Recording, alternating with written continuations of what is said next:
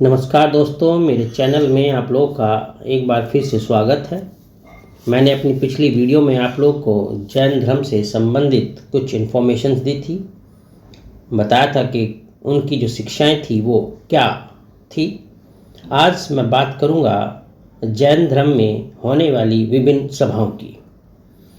Basically जो महावीर स्वामी जी यानी कि 24वें तीर्थकर रहे हैं जैन धर्म के, उनकी शिक्षा को साहित्यों में संकलित करने के लिए 2 जैन सभाओं का आयोजन हुआ था।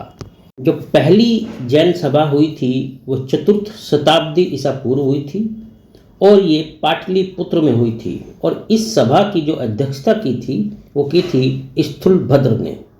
तो ध्यान देना, पाटलिपुत्र में हुई थी, 4th शताब्दी ईसा पूर्व हुई थी और इसकी अध्यक्षता स्थूलभद्र ने की थी। अब यहाँ ध्यान देने वाली एक बात है कि ये जो जैन सभा हुई थी, प्रथम जैन सभा, इसमें भद्र भाव के अनुयायियों ने भाग नहीं लिया था। इसी सभा में जैन धर्म का विभाजन श्वेतांबर और दिगंबर 2 संप्रदायों में हो गया था। और ये जो प्रथम जैन सभा थी, इस सभा में जैन धर्म के 12 अंगों का संकलन किया गया था। तो ये कुछ इम्पॉर्टेंट पॉइंट्स हैं इस प्रथम जैन सभा के जो आपको पता होने चाहिए। अब स्थूलभद्र के जो अनुयायी थे, ध्यान देना, स्थूलभद्र के जो अनुयायी थे वो श्वेतांबर कहलाए और जो भद्र भायु के अनुयायी थे वो दिगंबर कहलाए। तो इस तरीके से इस जैन सभा में जो जैन धर्म था वो यानी 2 भागों में विभाजित हो गया था, श्वेतांबर और दिगंबर में।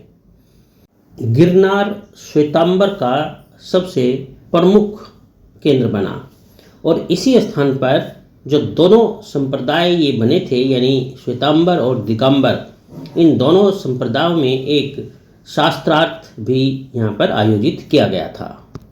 इसके बाद जो दूसरी जैन सभा होती है वो होती है 513 या 526 ईस्वी में। अब ये जो दूसरी जैन सभा हुई, इसकी जो अध्यक्षता की गई वो की गई देवाधिगण या फिर क्षमा शर्मण। अब इसका जो स्थान था वो था वल्लभी।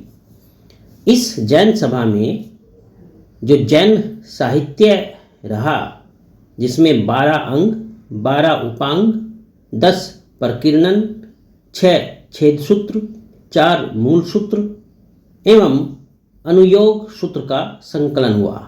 तो ये दूसरी जैन सभा की कुछ खास बातें थी। पाटलिपुत्र की सभा के बाद महावीर स्वामी की मृत्यु के 840 वर्ष के बाद एक सभा का आयोजन किया गया और ये जो सभा थी ये 2 विभिन्न व्यक्तियों की अध्यक्षता में अलग अलग स्थानों पर हुई। पहली आर्य स्कंदिल की अध्यक्षता में मथुरा में सभा का आयोजन हुआ और दूसरी नागा अर्जुन सूरी की अध्यक्षता में वल्लभी में हुई। इनमें धर्म ग्रंथों का संकलन किया गया। अब इसमें ध्यान देने वाली एक बात है यहाँ पर कि भाई ये जो 2 सभाएं आयोजित की गई भिन्न भिन्न स्थानों पर, ठीक है, भिन्न भिन्न स्थानों पर इन सभाओं के होने के कारण जो जैन धर्म से संबंधित ग्रंथ थे उनमें अंतर आ गया, यानी उनमें विभेद पैदा हो गया।